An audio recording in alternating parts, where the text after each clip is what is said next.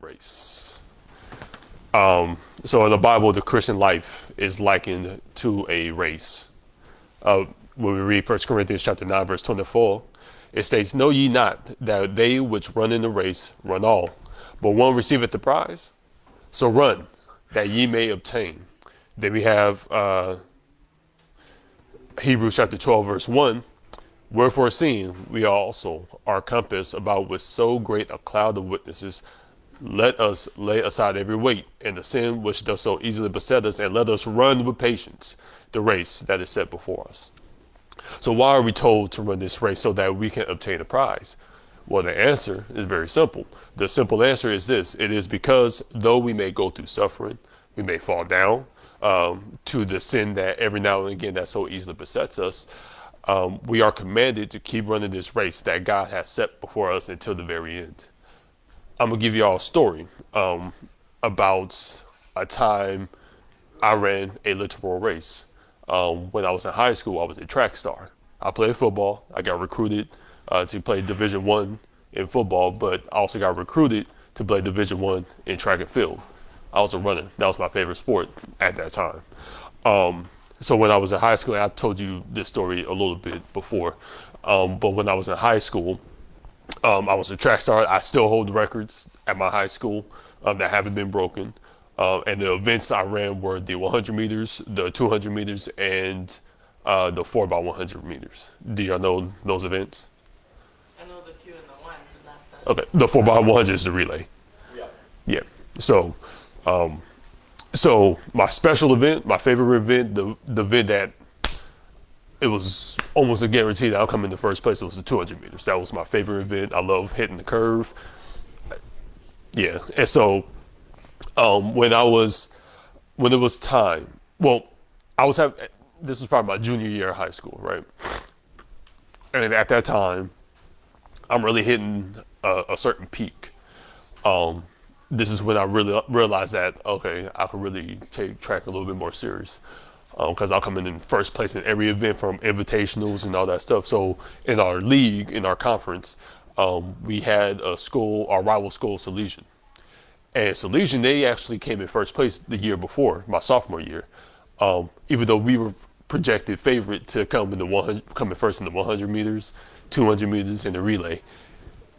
Someone from Salesian surprised us. Me and him played football together. His name was Vega, right? Christian Vega.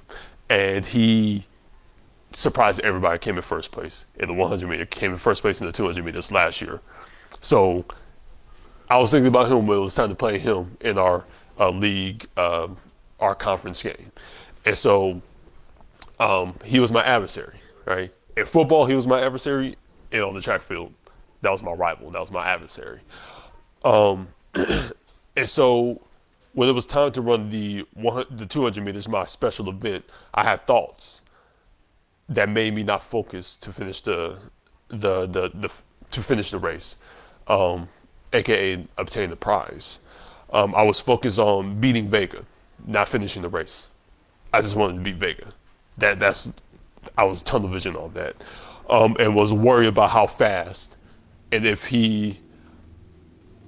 my adversary could defeat me, if he got faster the year before, like literally before the race, I'm about to race Vega. He's coming to first place still. I mean, that's what I'm hearing. I haven't seen him, but he's coming to first place. I'm like, all right, did he get faster than me? I got faster, but is he faster than me? So yeah, I'm really just tunnel vision on this. And so at this track meet, my school, we were facing our rivals. I had a personal rival, Christian Vega, and when I was running the 200 meters, we were running on a terrible dirt track. I mean, a awful dirt track. And I'm coming to first place. I'm ahead of everyone. And it was like about 20 meters left. And all of a sudden, my ears started to focus on Vega. My mind started to focus on Vega. And I'm running, and all of a sudden, I'm like, I wonder how far behind me he is. And all of a sudden, I hear footsteps, right? So I'm like, uh-oh.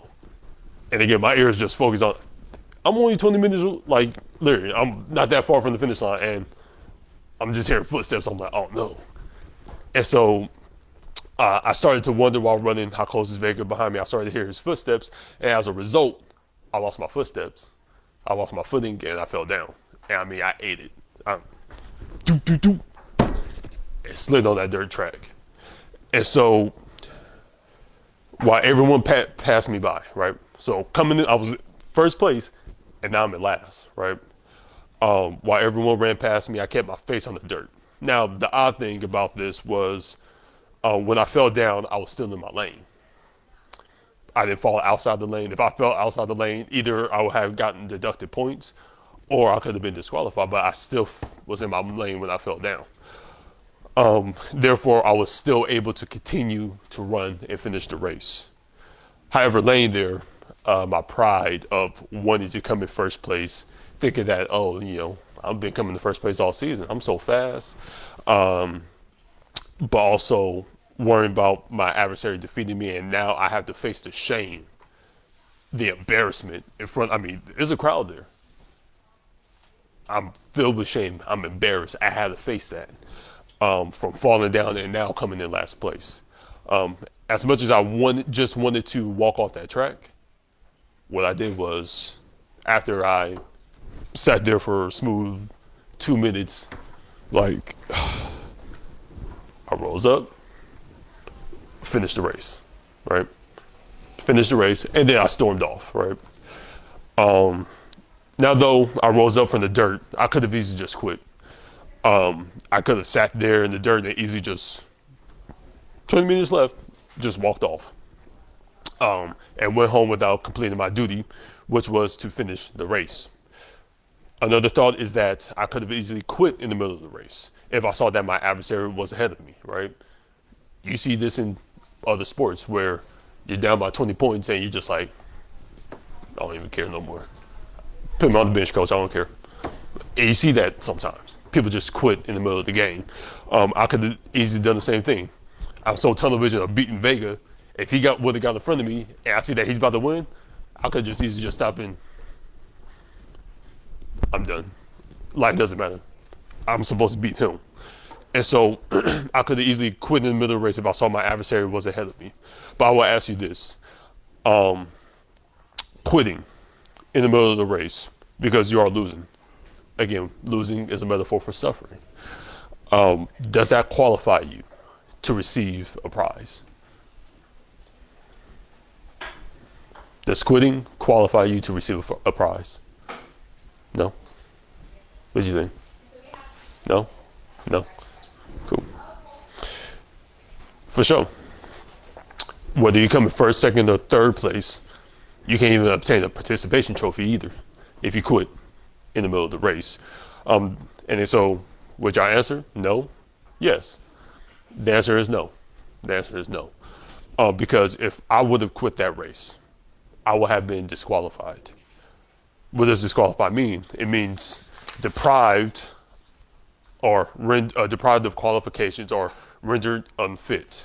Therefore, if I would have quit the race and not finished, I would have rendered myself unfit for the prize. Therefore, I cannot run that race anymore.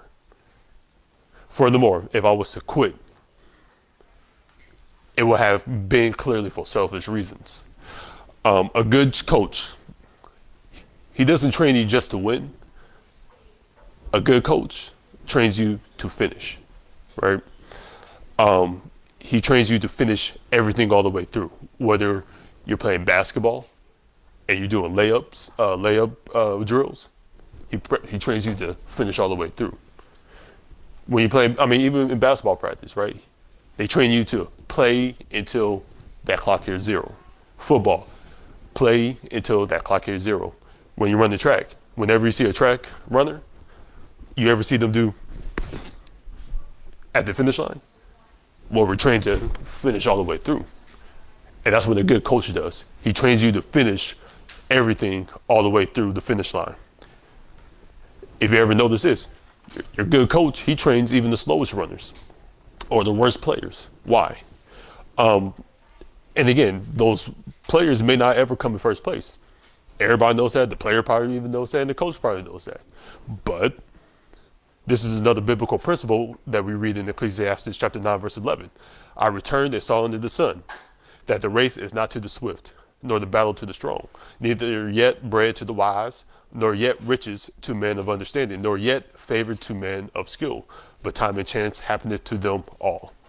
So the reason why your good and righteous coach, which is a metaphor for God, cares more about you finishing through is because that is the mindset he wants us to have in life. A good coach does not have favors, just like God. I mean, yes, we're his, of course, but he understands. A good coach knows that his best runner can have an off day. Life and chance happening to all of them all. All right. He knows that his best runner, his best player can have an off day. And he knows that his worst runner can grow from being the absolute slowest and the absolute worst person on the team. And then all of a sudden he comes in first place, or he comes in third place, right? The worst shooter on the team could all of a sudden blank out in the game and just start making Steph Curry shots, right? It happens. And that's what a good coach understands. He understands that we all have a starting point, but we're going to grow from that. Nonetheless, our Christian life is about finishing the race. It's not necessarily about coming in first place. It's about finishing the race. Your coach, God, he gave you a game plan, which is the word of God. And he commands you to finish the race, whether you come in first or whether you come in last. When you finish the race, even after you fall down and embarrass yourself, if you rise up and finish all the way through, your coach could come to you and say, good job. Good job. You fought hard.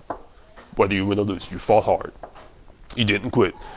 Again, we see this in Matthew chapter 24, verse 23. His Lord said unto him, well done, good and faithful servant.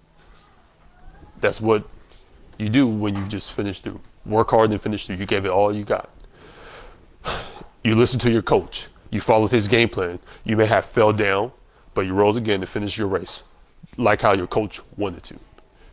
This is what God asks and wants from his children. If you fall down, even if you stop running and started playing in the dirt, or even if you start running backwards, you are still qualified and capable to finish that race. Moreover, your coach and your team is able to yell and encourage you to keep fighting and to finish your race.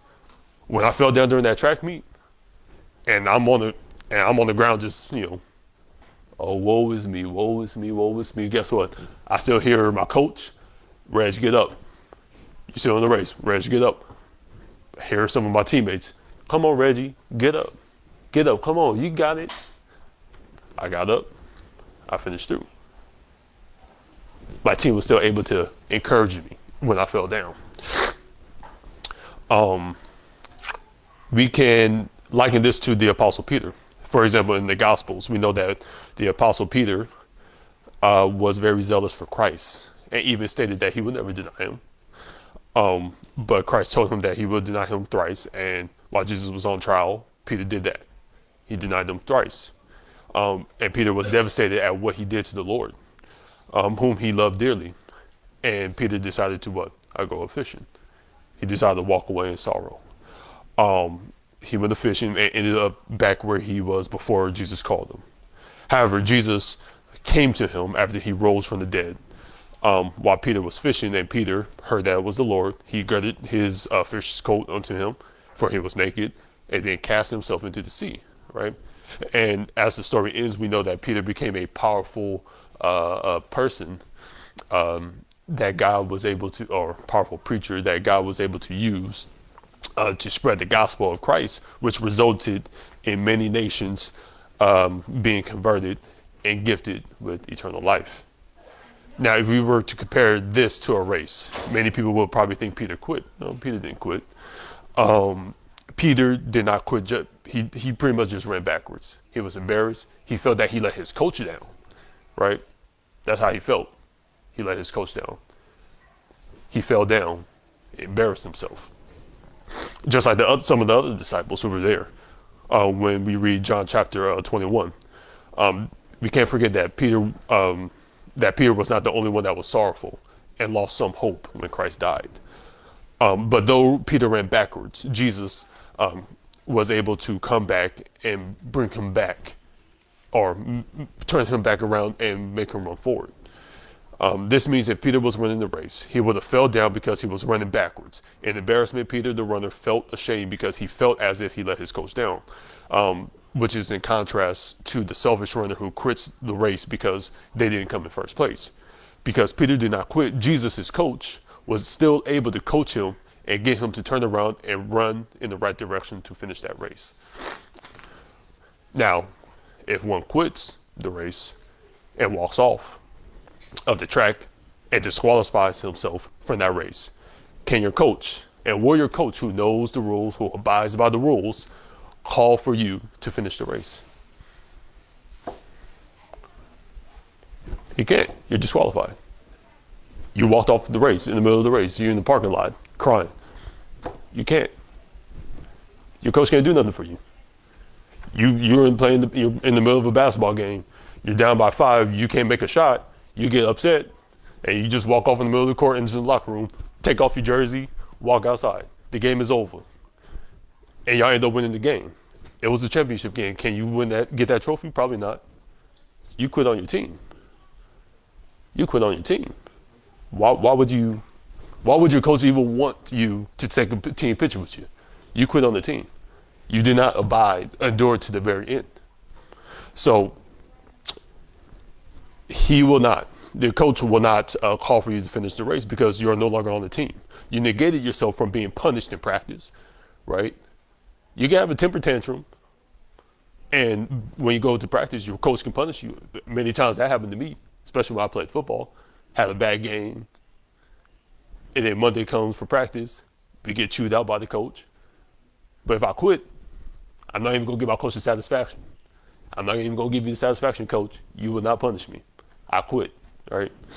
You can't be punished in practice, or you can't be corrected, right? That's even the most important thing. You can't be corrected if you had a bad game, or if you just chose not to listen to your coach. You can't even be corrected because you chose to quit, and you are no longer under your coach's authority, and you are no longer a part of the race that was set before you. He is no longer your coach because you no longer wanted to be coach. You quitting shows that you can care less about what your coach taught you and trained you to do. You can care less about the game plan that was given to you. You can care less about the influence you had on your team, right? When we play, and if you're the best player, a lot of times you have an influence on your team, even in track and field. Me being the best runner on my team, I influence even the slowest runners. Why? Because in practice, I was able to motivate them. They saw how hard I worked. When you are playing basketball and you're the best player and you're motivating your team, that does something even to your least best player. You quit because of selfish reasons and not because of anything else outside. Most people quit things because either it becomes too hard to bear, or the shame from their fall becomes unbearable. You then will have to question, what motives did this runner have to run this race in the first place? You will start to have to question their motives. Now let us go back to solely the Christian race. God has written a game plan for us in His Word to finish the race. He has given examples of godly men who suffered, but they finished their race. They may have sinned, like King David, right? King David sinned severely, but he was still a man after God's own heart. And he accepted the consequences. Let's not forget that. He accepted the consequences when he committed adultery. He didn't, when God told him, your child is going to die, he accepted those consequences. And he kept running that race. They sinned and suffered, but then you have some people who sinned, suffered, and they quit because they were too afraid to face the shame and the consequences they would have to deal with for their fall. And again, it's simple. They were running, they fell down, they quit, therefore disqualified themselves and made it that they can never attain that prize. Again, your coach did not tell you that you were done for the day. It was yourself who told yourself that you were done. That's pride, and that's not one of the fruits of the spirits. Speaking of the fruits of the spirits, once we give our hearts over to God by putting our faith in Jesus Christ, we sign ourselves up to God's team, which means we sign ourselves up for all the blessings, but also all the sufferings. No man likes to suffer. No man likes to lose. I mean, if you join the basketball team, you don't want to lose. You join any type of team, you don't want to lose. Honestly, you kind of don't even want to go through hardships a lot of times because I want to win. I just want to win. I want a trophy. A lot of times we have a long season. There's going to be times we win. There's going to be times we lose. Some games are going to be easier, and some games it's going to go down to the wire. We got to be prepared for that. We got to practice for that. No man likes to suffer or go through long, fiery trials. Even Jesus Christ didn't prefer it. Well, he was prepared for it, but he even said, if this cup can pass from me, Lord. But other than that, he did accept God's will. But as Christians, we must have an understanding that in order for us to grow, we must go through sufferings and trials. When we go through suffering, what can comfort us truly? For I know it's easier said than done to read just the word of God and understand count it all but joy. But I had to ponder on this question to study that for my own benefit, we need to suffer. For our own benefits, we need to suffer. What can truly comfort us while we are in the valley of the shadow of death? I kind of didn't know this answer that much, or at least understood that answer that much, until I closely re-examined the contest between God and Satan in Job chapter 1 and 2, and meditated on this event in the Bible where God began to pour life into me. When we look at Job chapter 1 verses 6, now there was a day when the sons of God came to present themselves before the Lord, and Satan came also among them.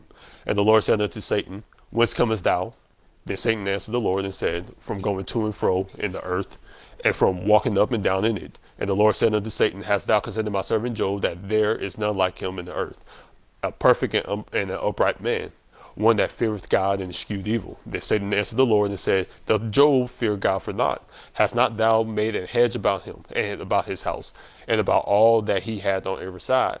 Though thou hast blessed the work of his hands, and his substance is increased in the land. But put forth thy hand now, and touch all that he hath, and he will curse thee to thy face. And the Lord said unto him, Behold, all that he hath is in thy power, only upon himself put not forth thy hand. So Satan went forth, and from the presence of the Lord, then we know what happened after that. And we know that Job didn't curse God. What did Job say after all those afflictions came about him?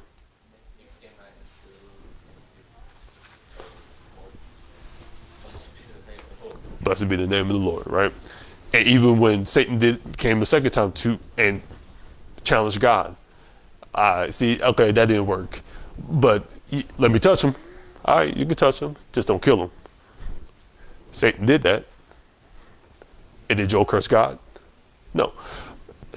See, there are a couple of interesting things that we can learn from this contest between the most low and the most high. The first lesson is that God has full control of how afflictions and how blessings, how much blessings you receive, making Satan limited in what he can do. See, the theme of the book of Job is that we must endure long suffering. However, a lot of times when we have a trial set before us by God, and those trials goes on for a long time, we tend to become weary from the pain and afflictions that was brought into us, and our hope and our strength starts to diminish. Our soul begins to be far off from peace, and a lot of times, I know I can testify to this, we forget the prosperity we once had. As a result of those feelings we have, we feel that it's quitting time on God. Another lesson in this contest is that Satan wants you, as a child of the Most High, to curse God and die.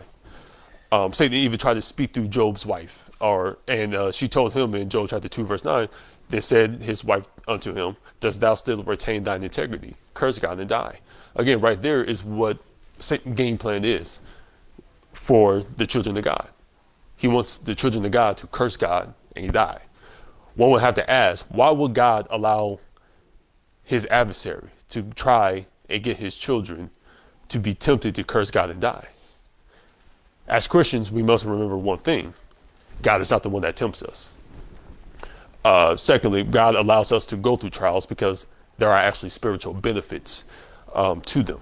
Romans chapter 5, verse 3 to 5 states, and not only so, but we glory in tribulations also, knowing that tribulations worketh patience, and patience experience, and experience hope. And hope maketh not ashamed, because the love of God is shed abroad in our hearts by the Holy Ghost, which is given unto us.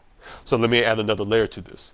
The reason why God allowed Satan to tempt and afflict Job is because God knew that Job, his child, could withstand any trial that he set before Job. This is in line with how we see God work in the scriptures. 1 Corinthians chapter 10, verse 13 states, there hath no temptations taken you but such as is common to man. But God is faithful, who will not suffer you to be tempted above that ye are able, but will with the temptation also make a way to escape, that ye may be able to bear it. When I read that, as I compared that to the contest between Job and Satan, God and Satan in the book of Job, it brought comfort, a lot of comfort to me. This should bring comfort to all of us as children of God, for this means that God would not give us, he didn't give Job a trial that he was unable to bear. Did it get hard? Yeah. That doesn't take away that it's going to get hard, that you go sometimes when you go in the corner of the room and you're in the fetal position freaking out. I mean, it happens. Life happens. But we are able to bear it. God would not give Job a trial where he would be able to curse him and then die. Therefore, there is a reason why God may not give you a trial like Job. You said it when you were preaching one day. There's a reason why God may not give you a trial like Job, right? And that is because our righteous and gracious Lord knows that you won't be able to bear a trial like Job's. Maybe you are able to bear a trial like Job's. We got to be prepared. If God gave his children, however, if God gave his children trials that they will not be able to bear, in which would result in his children cursing him and then dying, that would make God evil and cruel. Is that in his nature, though? No, that's not in his nature. Now we must look at Hebrews chapter 11, verse 33 to 38, which states, who through faith subdued kingdoms, wrought righteousness, obtained promises, stopped the mouths of lions, quenched the violence of fire, escaped the edge of the sword, out of the weakness were made strong, waxed valiant in fight, turned to flight the armies of the aliens. Women received their dead, raised to life again, and others were tortured, not accepting deliverance, that they might obtain a better resurrection. And others had trials of cruel mockings and scourgings, yea, moreover of bonds and imprisonments. They were stoned, they were sawn asunder, were tempted, were slain with the sword. They wandered about in sheepskins and goatskins, being destitute, afflicted, tormented, of whom the world was not worthy. They wandered in the deserts and in mountains and in dens and caves of the earth. Right? So at the end of the day, we all are going to go through some things. Some of us may get persecuted by the sword. If that's where some of us may be at, well, guess what? Best believe that God has given us the strength to be able to withstand that. Some people, I know there's some trials that you're going through that I won't be able to handle. I'm celibate for 3 years. I know some people that is the hardest thing ever for them, to live a life of wickedness, of fornication, and then you find God and you're like, all right, Lord, I want a wife, but you know what? I'm gonna be celibate. 3 years. That's hard for some people. They will have fallen by now. But there are some Christians that God probably understands that that's not gonna be your trial. And so what happens? They get married, right? God blesses them with a wife very early in their life. Now, for whatever reasons, only God knows.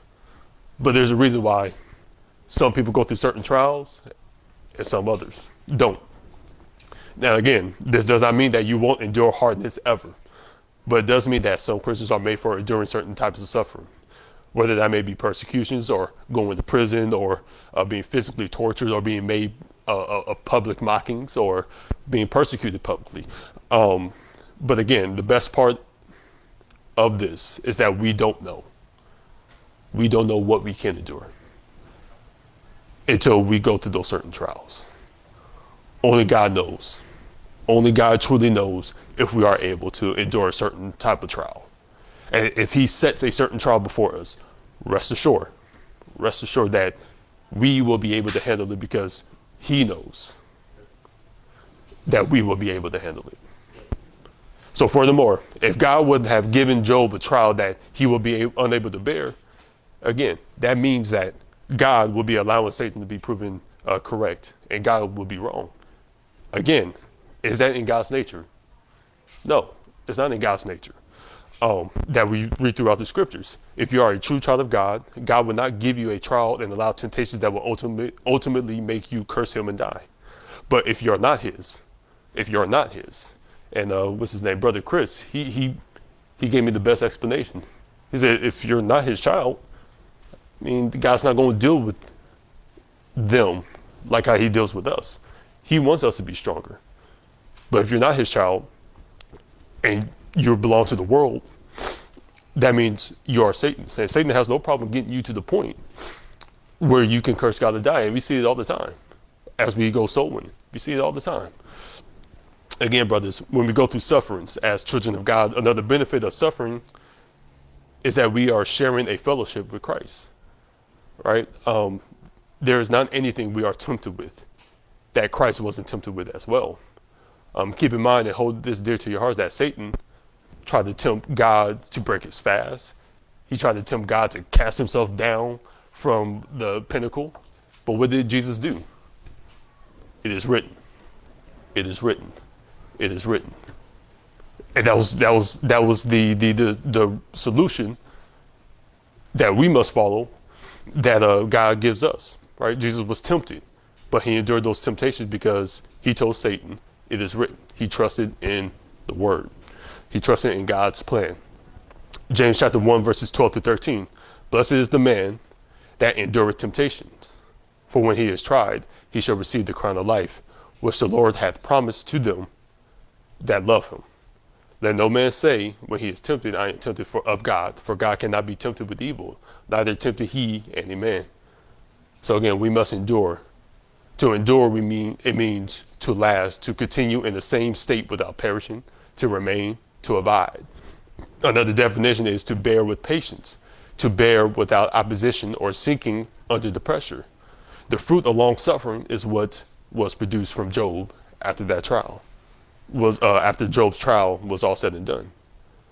Another fruit that I would like to mention in the Bible is that we are taught to have faith and not to be surprised when God sets a fiery trials, right? James chapter 1, verse 2 to 4, my brethren, count it all but joy when ye fall into diverse temptations, knowing this, that the trying of your faith worketh patience, but let patience have a perfect work, that ye may be perfect and entire, wanting nothing. 1 Peter chapter 4, verse 12 to 13, beloved, thinking not strange concerning the fiery trial, which is to try your faith, as some strange thing happened unto you, but rejoicing as much as ye are partakers of Christ's sufferings, that when his glory shall be revealed, ye be glad also with exceeding joy. So too many times we are told that God will try our faith. That means we must trust in him.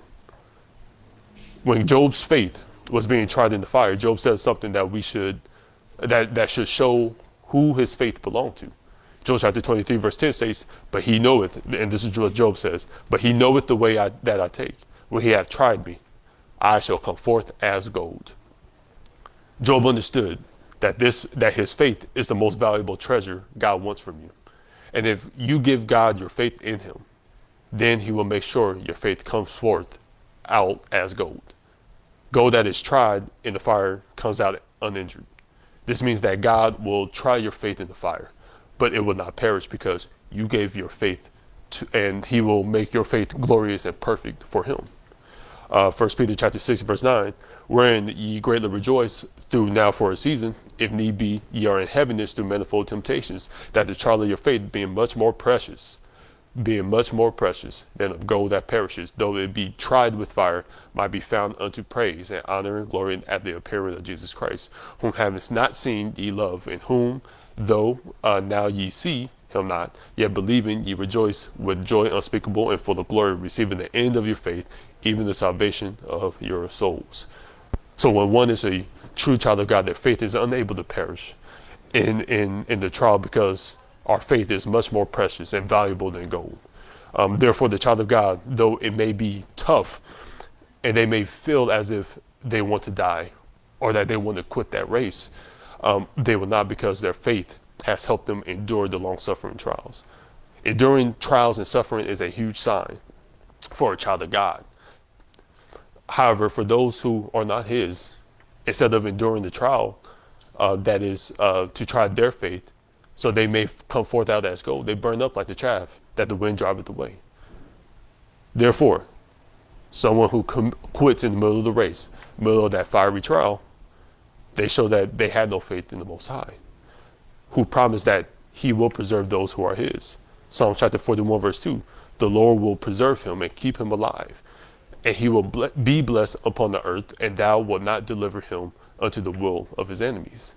That is because God will not give his children a trial that they are unable to bear, and to be delivered into the wills of the devil, who seek and love death.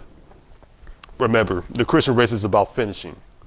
All right, it's about finishing the race, not coming in first place. It's about finishing the race. Some may have more obstacles than others. Don't sit here and be like, that's unfair. Don't worry about that. God gave you a certain race for you to run. And however God uses you and whatever trials he set before us, it is your duty to trust in his word, trust in his game plan, trust in that the will that he has for you. Even though we are kept in the unknown, God knows what's best for us. God will use these trials to break us down from our pride, to build us up in our faith, in our hope, in our love for him. So let us trust in God that is telling Satan that, Satan, you are unable to get my servants to curse me and die. If God is that bold in the contest between Satan and Job chapter 1 that we see in Job chapter 1 and 2, then I guess we have no choice to be bold in our faith in him and count it all but joy. Y'all have any questions? All right. Brother AC, lead us out in prayer.